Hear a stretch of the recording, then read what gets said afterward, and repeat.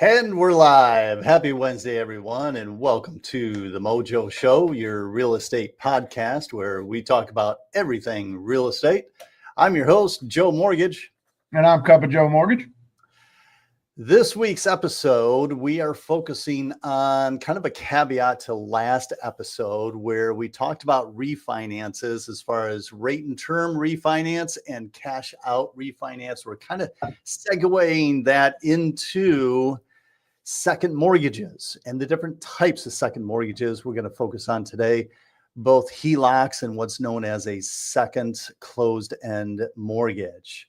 But before we get to all of that, of course, coffee talk in the morning with the Joes.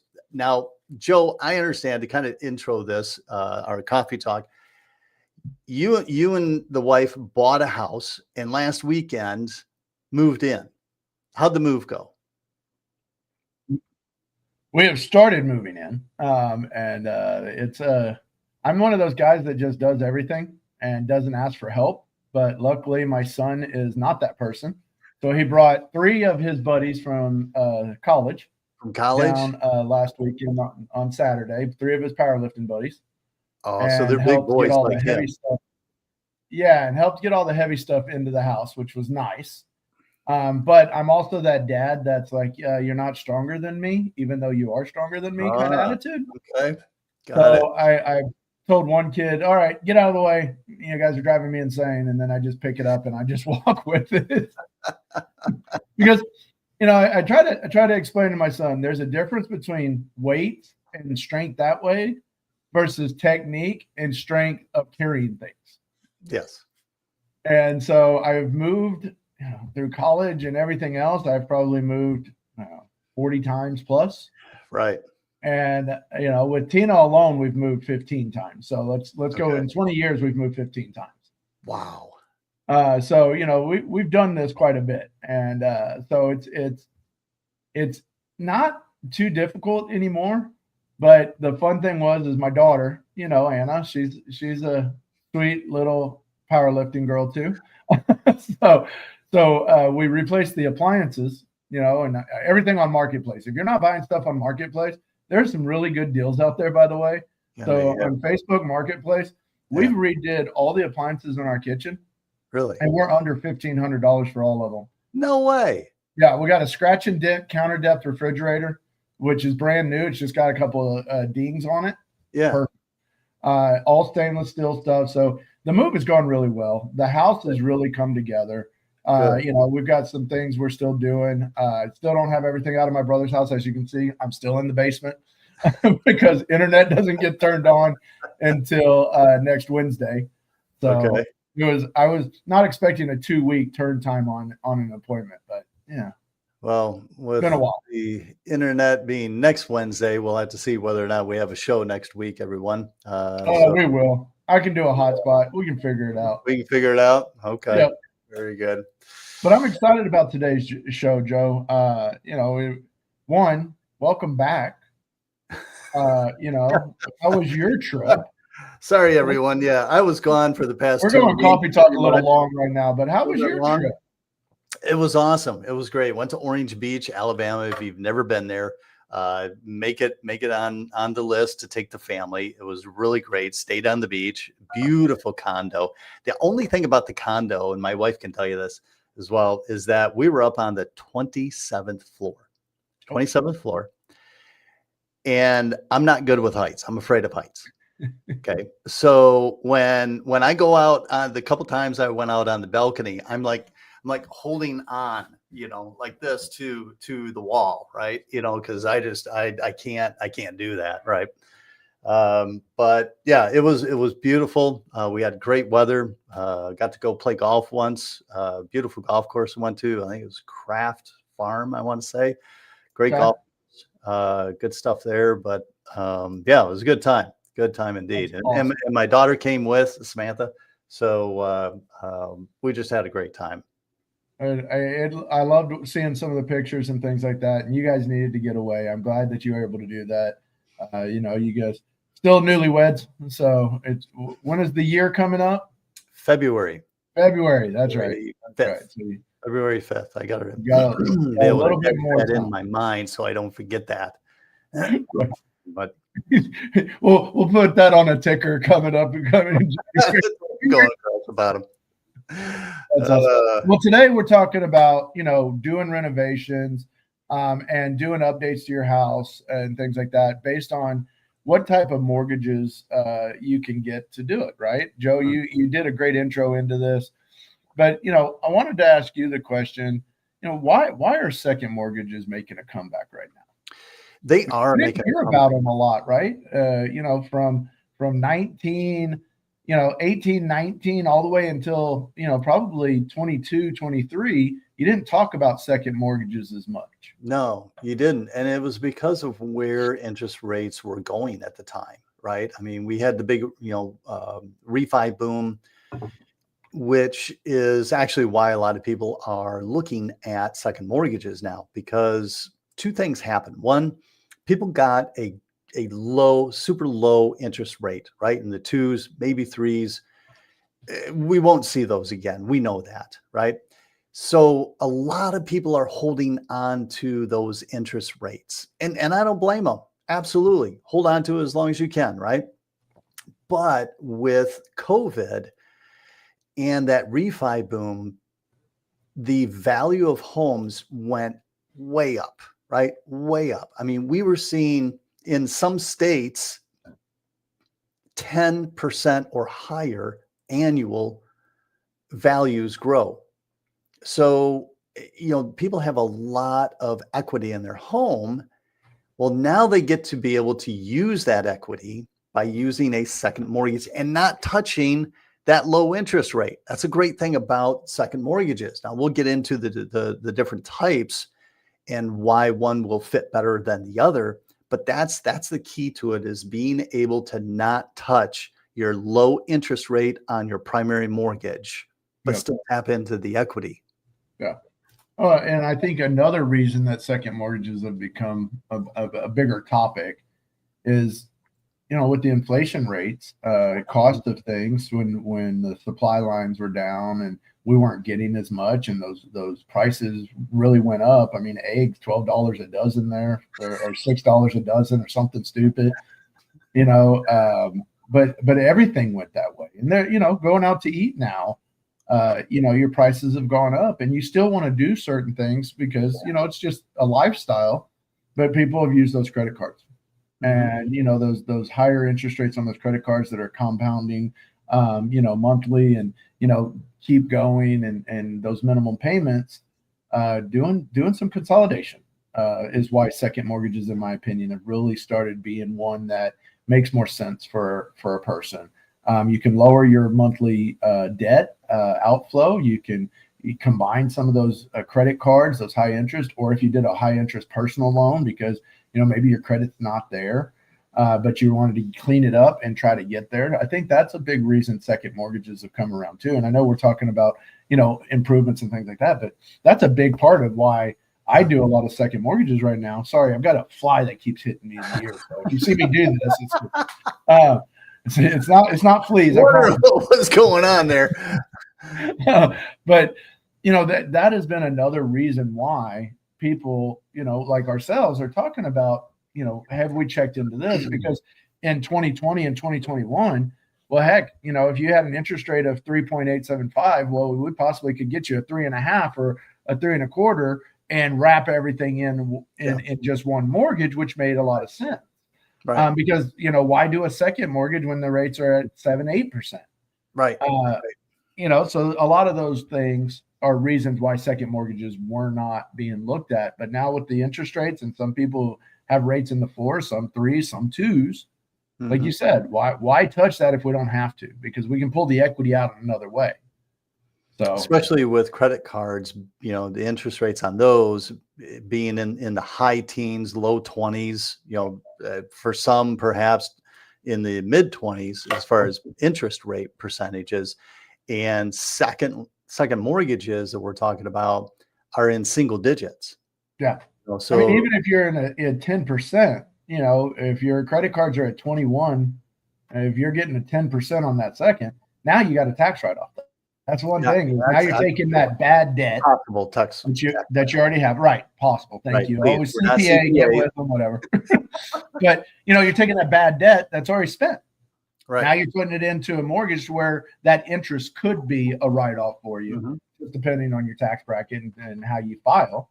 But it's still doing something better for you, and you have that equitable asset to be able to do it and save yourself. I've done a couple of those with the consolidation, and I've saved the client about $500 to $1,000 a month in just minimum payments. That's not counting what you pay over and all that stuff. But I've had to tell a couple of them, put that credit card in the drawer, put it in a lock safe, throw away the key, stop using it. Don't close it, but stop using it. Don't close it. Yep. And the reason why, folks, the reason why we say don't close it is because that can actually affect your credit score in a negative way, believe it or not. So, well, let's talk about the different types of second mortgages that are out there. Now, I know there's two that are the most common ones that we work with a lot. First one let's talk about is HELOC, HELOC, which stands for Home Equity Line of Credit.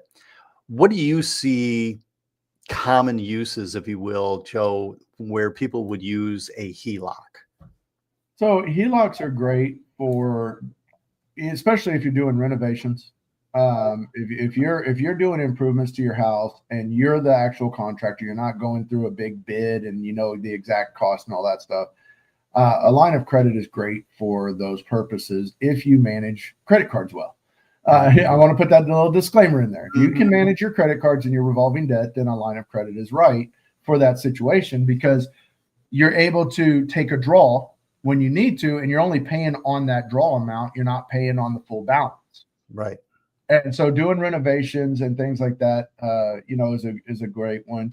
Another reason that a HELOC is great is college kids. If you have kids going off to college and you haven't been able to save everything in the 529 and you haven't done the things, because life happens, guys, it does. I am a big believer of life happens and you got to figure it out. A line of credit could help you be able to offset some of that school expense for your kids, if that's a route that you're going. And then, pay it, you can pay it back, but I would check into student loans prior to that. But it's a good way of having that, can I get to this if I have to, safety net, and things like for that purpose. I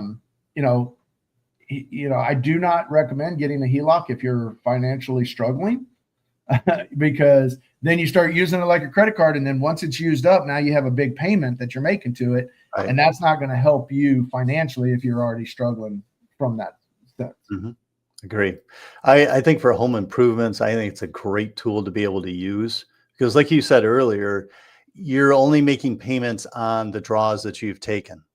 So if you have, let's say, a $25,000 HELOC, and you've only gone out and used 5,000 of it, well, you're only making payments on the 5,000, not the full 25,000, right? Yeah. And it works very much similar to a credit card, right? That it's revolving, if you will, like a credit card does. So you can pull money out, you keep paying it back in, the balance comes out, pull more money out, so it's revolving like that. That flexibility is a key factor in why people would use a HELOC.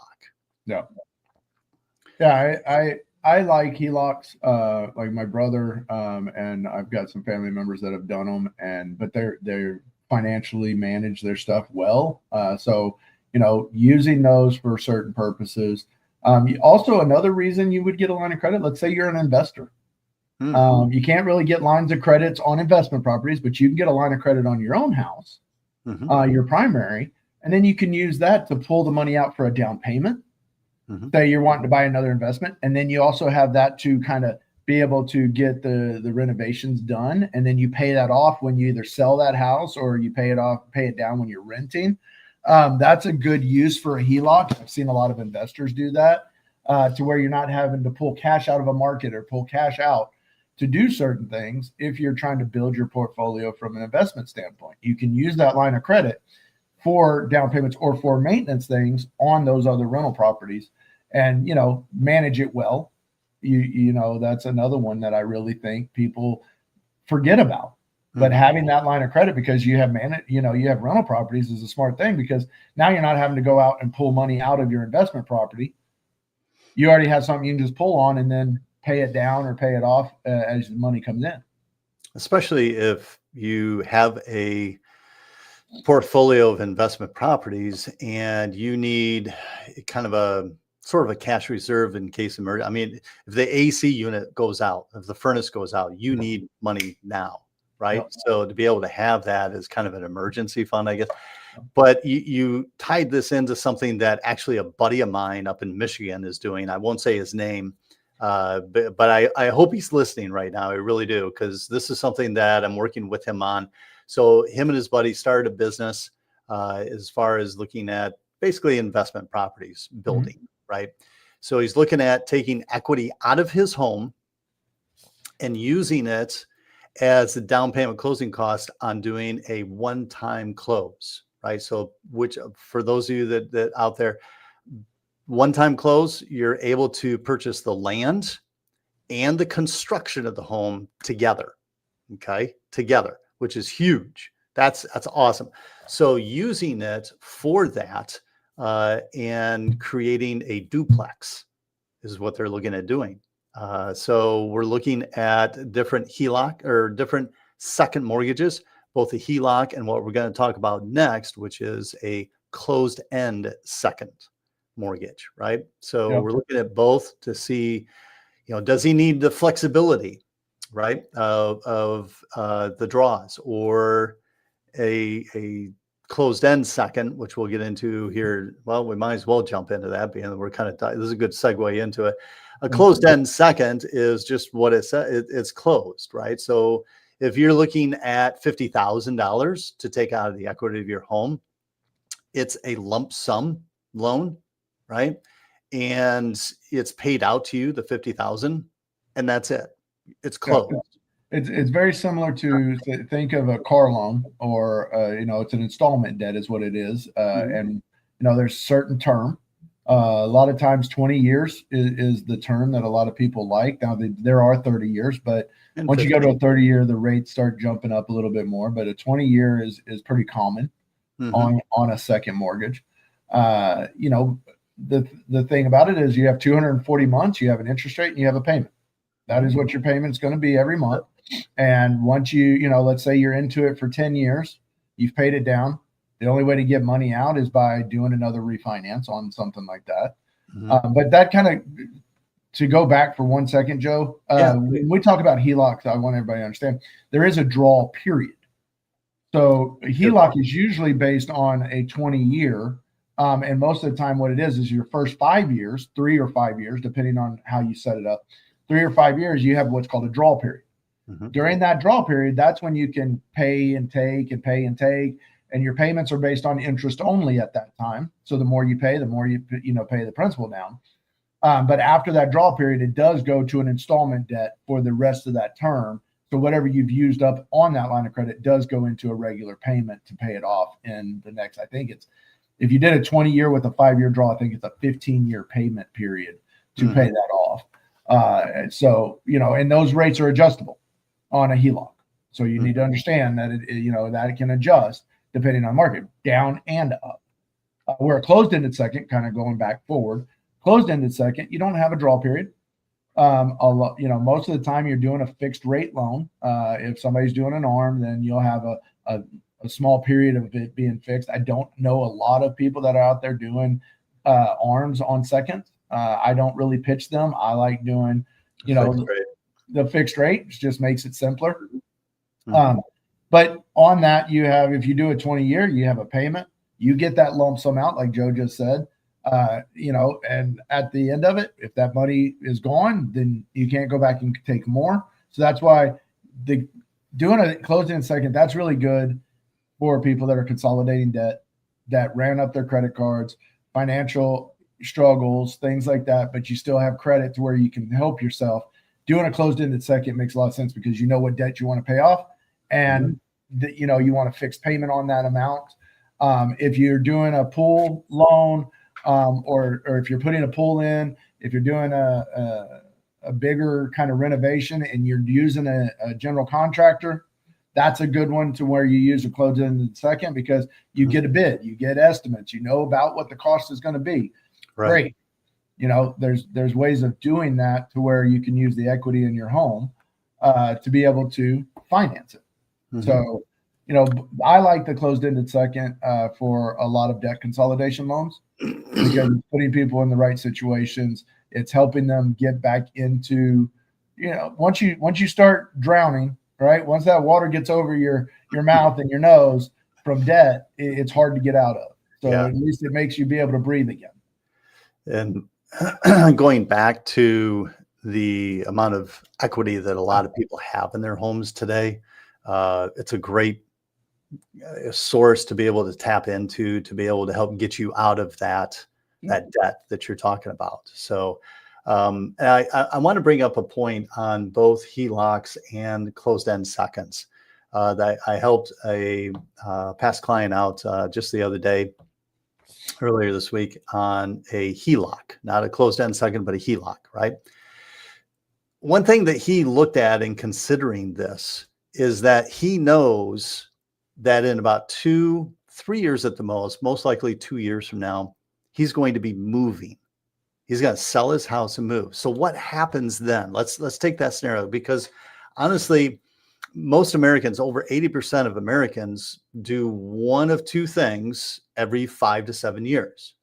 They either sell their home and go buy another, or they refinance more. So that's well inside the 20 years that you would have a HELOC or a closed-end second. So what happens to that mortgage, that second lien, if you will, the second mortgage, is that, let's say that you have, for simple numbers, let's say that you have $150,000 left on your primary mortgage, and you have $50,000 on your second mortgage, whether it's a closed-end or a HELOC, doesn't matter.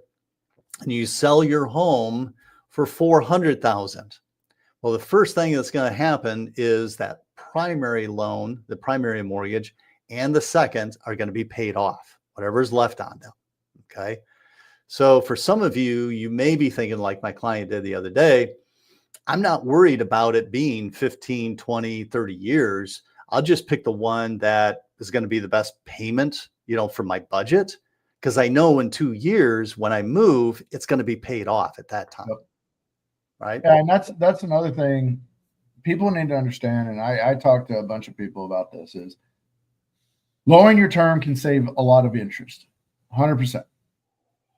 But making an extra payment towards your principal can save you a lot of interest without having to refinance. So in that case, if you know that you're going to be in that house for 5+ years or less than 10, doing a 20-year second, having the lower payment, you can make a higher payment. But guess what? If for some reason a car, you needed to replace the tires, you needed an AC unit fix or whatever, and that extra, you know, savings of $250 to $300 because you took the lower payment helps you, well, then you can go back and make it. But if you do that 10-year payment, you can't pay less than that payment. So doing a longer term, if you know, is always a good way of managing that too. You can always, you know, if depending upon how small the loan is, the second mortgage that we're talking about, depending upon how small it is, you know, if you get bonuses throughout the year or your tax return comes in, you can always, you know, just put chunks on there and get it paid off sooner. Well, you brought up, that brings up a great point too. Kind of, you know, we kind of talked about both HELOCs and second mortgages, right? And I know we'll be taking this to another show now, but if you get paid bonuses once a year, and say they're pretty large bonuses, but you need that money to live on and things like that, that is another great situation to have a HELOC. Because instead of using high interest rate credit cards, now if you're using credit cards and you're getting the flight points and all that stuff, and you're paying it off and you're doing great, awesome. But for ones that don't have that ability, doing a HELOC at that time, and then when that bonus comes in, you can have that full bonus go applied right to that HELOC, and all of that is available again. You know, there was a loan program out there. I've never done one. I don't know if you've heard of it, Joe. It was a line of credit on a purchase. So you bought your house and you used it as your checking account. And I want to say, I can't remember the investor that did it, but basically every direct deposit that you got went to that. And then you'd use it as your checking account. And what it was is you'd be able to take money back out to pay bills and things like that. And then what it was is it would reduce your principal, and then it would go back up. And then when you got paid again, it would reduce your principal. Well, if you're really good at, managing your money, those would pay that mortgage off really quick. I don't think they took because, again, it's revolving. So, some of it, but it was a good concept for certain people that, it was like, yeah, my whole direct deposit go there. I can use it as my checking account. The problem is once you, go over, if you're not good at saving money, you didn't have any money in there anymore. But there was a program that was out there that people were using. I think some people still do. Wow. I have not heard of that at all. I'll have to check into it for us. But I know we're coming up on the end of our show, Joe. You said that the different types, we talked about closed-ended, we talked about HELOCs. Those are the main 2 second mortgages that you can do, where if you're consolidating debt, if you're doing renovations, doing home improvements, those are the 2 you're going to stick with. There are some other ways of getting third mortgages and things like that. Those are very limited. You're going to be using your community banks or your credit unions for something like that, just because they're willing to take that risk for their members.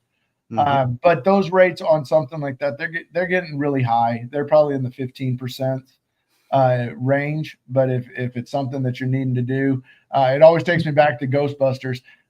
You didn't even try to negotiate, when he took out a third mortgage on his house to start the business. I don't know why that popped into my head, but it did.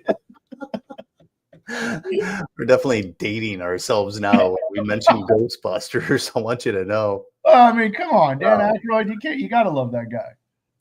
So some of the pros and cons to both of these, just as a quick comparison, if you're looking at a HELOC, it's probably because you need the flexibility, right? That's a key to it. Now, it most likely will end up having a variable rate to it.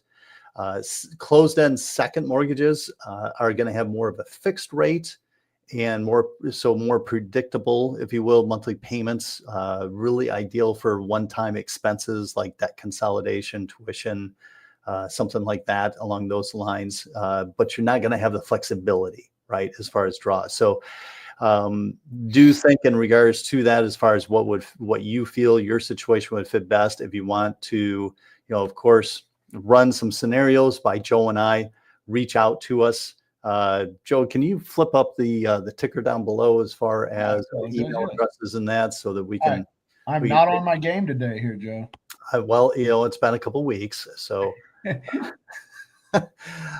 wrapping things up though. So whether you are looking at renovating, consolidating debt, or investing in your home's value, second mortgages can definitely open doors without giving up your first mortgage interest rate. And that's the key to this, folks. That's why we did this show today. It's so that you don't have to give up that interest rate on your first mortgage, and being able to still tap into the equity that you have. Now, next week, folks, if Joe has internet, we'll run next week's show. In doing so, we're going to tie this into something next. We've been talking about renovations and stuff a bit. We're going to tie this into what we call a purchase renovation loan, right?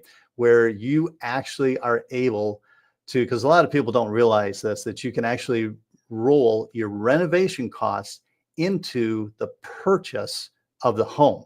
So we're going to dive into that deeply next week, next episode. So stay tuned for that at our usual time. So Wednesday morning, 9 a.m. Central, as we dive into purchase renovation loans.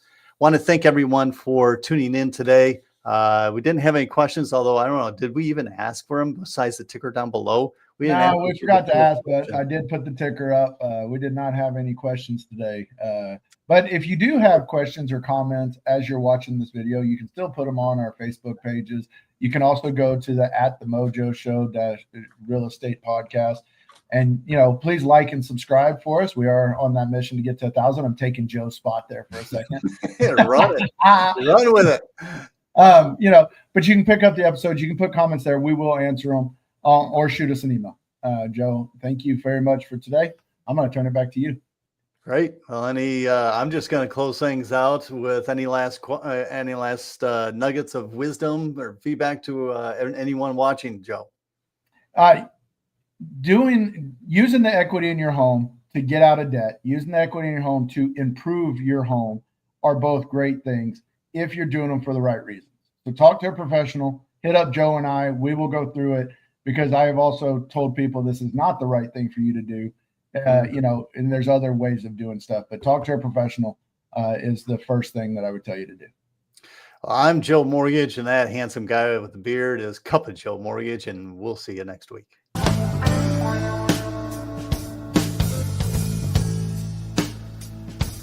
Mr. Mojo.